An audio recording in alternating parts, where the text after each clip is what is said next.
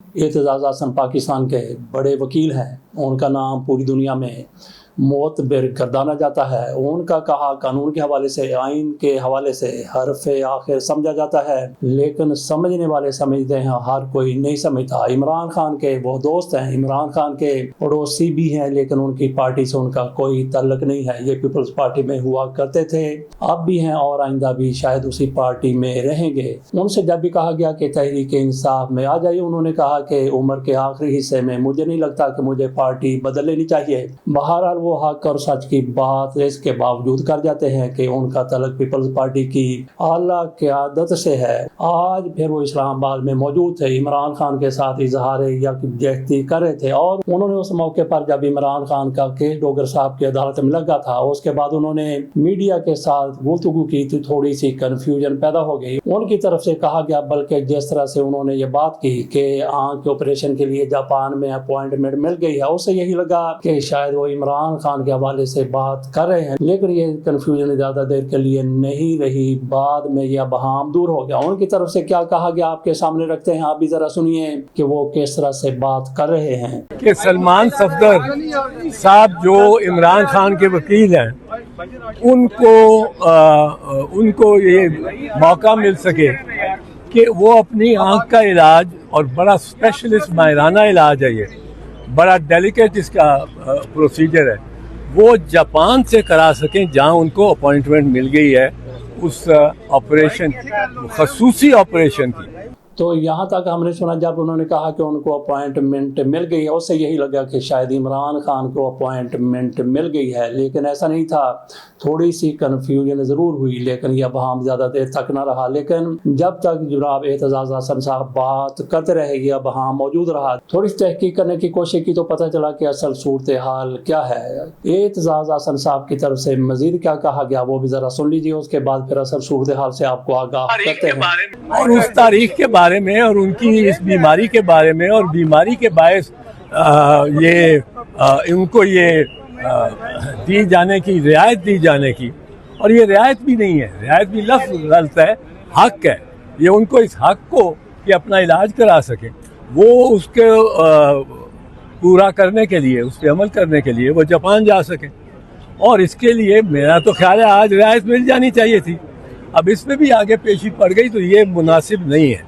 हम अपनी अदालतों से समझते हैं कि तवक्को रखते हैं कि अदालतें बराबर इंसाफ करेंगी। तो एतजाज़ हसन साहब की आपने बात सुन ली। ऐसे ये कन्फ्यूजन हुई कि शायद इमरान खान के लिए ये रियायत मांग रहे हैं कि उनका इलाज जापान में होना चाहिए, और उसके लिए अपॉइंटमेंट भी ले ली गई है। आज इमरान खान का सरफराज डोगर साहब की अदालत में अपीलों वाला केस था, और उसके वकील थे सलमान सफदर साहब। वो इसमें आज हाजिर नहीं हुए, उन्होंने वहाँ पे वकालत नहीं की। सलमान अकरम राजा साहब उनकी जगह पर पेश हुए, तो ये डेट नहीं लेना चाहते थे, आज कार्रवाई को आगे चलाना चाहते थे, लेकिन कहा जाता है कि सरफराज डोगर साहब की तरफ से इस मामले को आगे बढ़ाने से थोड़ी सी हिचकिचाहट का मुजाहरा किया जा रहा था। बहरहाल सलमान सफदर की जगह सलमान अकरम राजा की तरफ से इस केस में पेश होकर दलाइल देने की कोशिश की गई, या उन्होंने दलाइल दिए, तो सलमान सफदर इस केस में पेश नहीं हुए, क्योंकि उनकी आंख का भी मामला है, और उन्होंने अपने इलाज के लिए, अपनी आंख के इलाज के लिए जापान जाना, वहाँ उनकी अपॉइंटमेंट हो चुकी है। इसका कैसे पता चला है? इसका पता चलता है मतीउल्लाह जान साहब के वीलॉग से। उन्होंने एक एक चीज को क्लियर करके रख दिया कि आज किस तरह से केस की सुनवाई हुई और किस तरह से सलमान सफदर राजा उसमें पेश नहीं हुए। बाकी सलमान अकरम राजा की तरफ से भी इस केस के हवाले से मीडिया के साथ गुफ्तगू की गई, और उनकी तरफ से कहा गया कि ये केस गैर मुअय्यना मुद्दत के लिए मुलतवी कर दिया गया है। गैर मुअय्यना मुद्दत का ये मतलब भी हो सकता है कि जनाब सरफराज डोगर साहब कल ही इस केस को लगा लें, या फिर 2 महीने 3 महीने इस केस के हवाले से खामोश रहें। जबकि सलमान अकरम राजा की तरफ से कहा गया कि ऐसी कोई मुसीबत और जल्दी नहीं है कि इसको फौरी तौर पर सुनना है। अगर फौरी तौर पर नहीं भी सुना जाता तो कोई हर्ज नहीं, कोई क़यामत नहीं आ जाएगी। जबकि कहा यह जा रहा था कि सरफराज डोगर साहब इस केस का फौरी तौर पर फैसला करना चाहते हैं, ताकि आगे ये केस अमीनुद्दीन साहब के पास जाए, और अमीनुद्दीन मुल्तानी साहब वो आईनी कोर्ट के चीफ जस्टिस अपने आप को कहलवाते हैं, और वो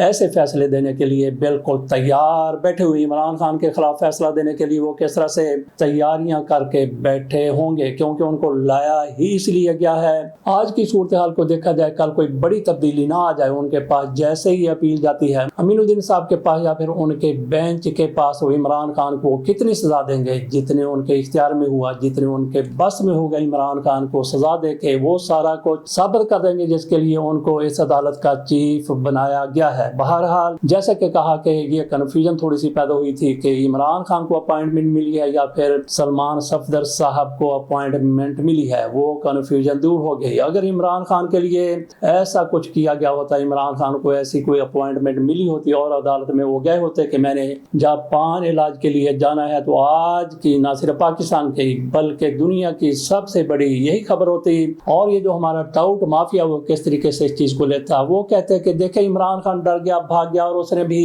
علاج کے لیے کہہ دیا کہ پاکستان سے باہر میرا علاج کروایا جائے. تو عمران خان کے حوالے سے اگر ایسی سچویشن کل آتی ہے عمران خان کو ملک سے باہر جانا پڑتا ہے تو یقین کیجئے کہ عمران خان وہاں پہ جائیں گے. اول تو عمران خان ایسی کوئی بات ہی نہیں کریں گے ایسی کی کوشش نہیں کریں گے. فرض کر لیا جائے کہ عمران خان ایسا کہہ دیتے عمران خان ملک سے باہر چلے جاتے ہیں تو عمران خان آج کی رجیم کے خلاف وہاں پہ بیٹھ کے کوئی بات نہیں کریں گے کیونکہ وہ جس طرح سے گارنٹی دے کے جائیں گے ظاہر ہے کہ ان کو باہر جانے دیا جائے گا تو کسی گارنٹی کے تحت ہی جانے دیا جائے گا اور جو وہ گارنٹی دے کے جائیں گے جو وعدہ کر کے جائیں گے 100% اسی پر وہ عمل کریں گے اور اپنے آنکھ کے علاج کے بعد وہ پاکستان واپس آ جائیں گے. میاں نواز شریف صاحب کی طرح جس طرح سے ان کے پلیٹلیٹس گرے تھے اس طرح سے عمران خان بہانہ کر کے پاکستان سے باہر اگر جانا چاہتے تو اب کے کب کے جا چکے ہوتے. عمران خان ایسا کوئی بہانہ کر کے جانا نہیں چاہتے.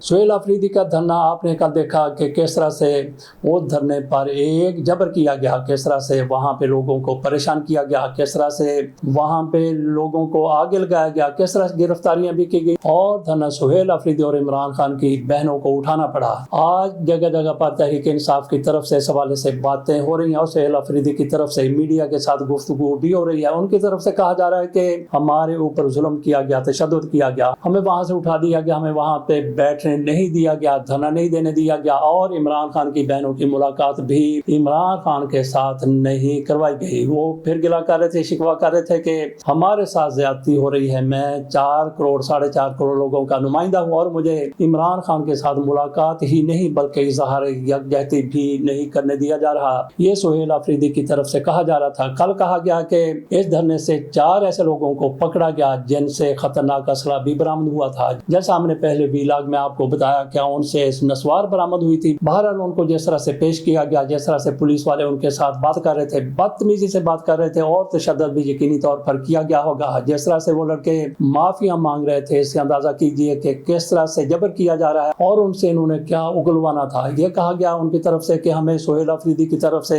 یہاں پہ لایا گیا تھا اور اس کے بعد پھر 4 ایسے لوگوں کو پکڑ لیا گیا جن کو خواجہ سرا کہتے ہیں اور کچھ لوگ ان کو خسرا بھی کہتے ہیں اور وہ ڈال دیا گیا شفیع جان پر. ان سے یہ بیان دلوایا گیا وہ کہتے ہیں کہ ہم شفیع جان کے کہنے پہ یہاں پہ آئے ہیں اور شفیع جان نے ہمیں منشیات بھی دی تھی کہ آپ وہاں پہ جائیں طلبہ میں نوجوانوں میں یہ منشیات بانٹیں تاکہ وہ نشے کے عادی ہو جائیں. سر یہ ہم نے 4 لوگ پکڑے ہیں خواجہ سرا کے روپ میں جو یہاں پہ منشیات سپلائی کر رہے تھے جو خود کو پی ٹی آئی کا بتا رہے ہیں. ہاں بولو. شفیع جہاں میں یہ مال دیتا ہے. تھوڑا زور سے بولو. کس کا نام لے رہے ہو؟ شفیع جہاں میں یہ مال دیتا ہے جو سی ایم سہولت کے ساتھ ہوتا ہے. وہ کہتا ہے ریلیوں کے ذریعے تم نے یہ مال پہنچانا ہے اور مانا مین ٹارگٹ اسلام آباد یونیورسٹی ہوتی ہے ہم وہاں یہ مال پہنچاتے ہیں. سر مزید معلومات کے لیے ہم ان کو تھانے منتقل کر رہے ہیں. اندازہ کیجئے کہ ہماری رجیم کتنی گر گئی ہے کہ اس طرح کے ہتھ کنڈے بھی استعمال کیے جا رہے اختیار کیے جا رہے ہیں کہ شفیع جان کو بدنام کرنے کے لیے ہجڑوں کو سامنے لایا گیا اور کہا گیا کہ منشیات ہمیں ان کی طرف سے دی گئی تھی. وہ خیبر پختونخوا میں ایک وزیر ہے اور وہاں پہ سہیل آفریدی کی پی ٹی آئی کی حکومت ہے تو کل ان کی طرف سے ایسا کیا جا سکتا ہے کہ کچھ لوگوں کو وہاں سے گرفتار کیا جائے اور کہا جائے کسی پر ان پر بیبیوں پر ڈال دیا جائے کہہ دیا جائے کہ مریم نواز شریف صاحبہ کی طرف سے ان کو بھیجا گیا गया, या फिर मरियम औरंगजेब की तरफ से भेजा गया, या फिर अज़मा बुखारी की तरफ से उनको भेजा गया वहाँ पे मंशियात को आम करने के लिए। दीगर भी कई घटिया किस्म के इल्ज़ामात लगाए जा सकते हैं। इसका इनको अदराक होना चाहिए, इसका एहसास होना चाहिए। जो ऐसी हरकतें करते हैं कि कभी 4 नौजवानों को पकड़ लिया जाता है, कभी 4 हिजड़ों को पकड़ लिया जाता है, ख्वाजा सराओं को पकड़ लिया जाता है, और इस तरह के उनके एतराफ़ी बयान सामने आते हैं। अगली खबर की तरफ चलते हैं। ये हमारे मोदी साहब हैं, नरेंद्र मोदी, उन्होंने ये वाली वीडियो देखी और उसके बाद उन्होंने भी इटली जाने का फैसला कर लिया, मेलोनी से मिलने का फैसला कर लिया। वहाँ जा पहुँचे। इनका ये 5 रोज़ का दौरा था। पहले ये मुत्तहिदा अरब अमारात गए थे, वहाँ से नीदरलैंड गए हैं, नॉर्वे गए हैं, स्वीडन गए हैं, और उसके बाद फिर इटली गए हैं। वहाँ पे इनका जारहाना नहीं बल्कि इनका वारिहाना इस्तकबाल किया गया। लेकिन जिस तरह के अरमान अपने दिल में ले गए थे कि ये भी मेरा इस्तकबाल इसी तरह से करेंगी जिस तरह से इनका इस्तकबाल किया, जिस तरह से इनका इस्तकबाल किया, जिस तरह से इनके साथ मिली हैं, जिस तरह से इनके साथ मिली हैं। लेकिन मोदी साहब का वहाँ पे जारहाना नहीं बल्कि वालिहाना इस्तकबाल किया गया। वहाँ पे ये खातून मौजूद नहीं थी।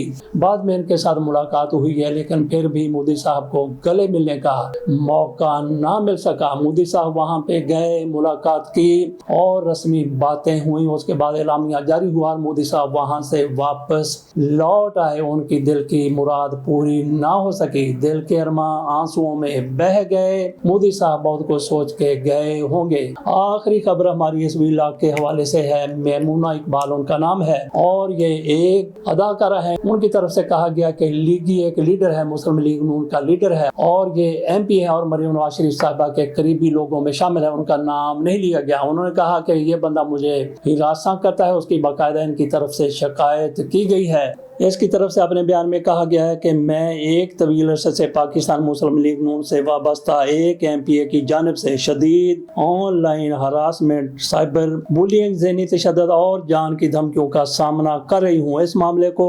NCCIA, FIA और पंजाब पुलिस को बार बार रिपोर्ट करने के बावजूद मुतलका फर्द के सियासी असर और रसूख की वजह से कोई मुनासिब कार्रवाई नहीं की गई। इंसाफ को यकीनी बनाने की बजाय मेरे शिकायत को दबाने की कोशिश की गई। हत्ता के मोहतरमा मरियम नवाज शरीफ साहिबा के दफ्तर से वाबस्ता अफराद ने मामले की तफ्तीश की बजाय मुझे खामोश करने और हौसला शिकनी करने की कोशिश की। बोलने और कानूनी कार्रवाई करने के नतीजे में मेरा खानदान और मैं दोनों अपनी सलामती के लिए संगीन खतरात का सामना कर रहे हैं। मैं मुतल्लिका हुकाम से दरख्वास्त करती हूँ कि वो फौरी तौर पर एक गैर जानबदार तफ्तीश करें, मेरे खानदान को तहफ़्फ़ुज़ फराहम करें और मुलव्वस अफराद के खिलाफ सख्त कानूनी कार्रवाई करें। अगर इस मामले को नजरअंदाज किया जाता रहा तो मजबूरन मैं एक पब्लिक प्रेस कॉन्फ्रेंस का इनेकाद करूंगी और हरासमेंट, धमकियों और मेरी शिकायत की धमकी खिलाफ दस्तयाब तमाम सबूत पेश करूंगी। मुझे यकीन है कि मोहतरमा मरियम नवाज शरीफ साहिबा किसी भी शख्स के खिलाफ जो ताकत के नाजायज इस्तेमाल या इंसाफ में रुकावट डालने में मुलव्वस पाया जाए गैर जानबदार और कानूनी कार्रवाई करेंगी। ये इस खातून की तरफ से कहा गया है। उन्होंने उस MPA का नाम नहीं लिया, लेकिन जैसा कि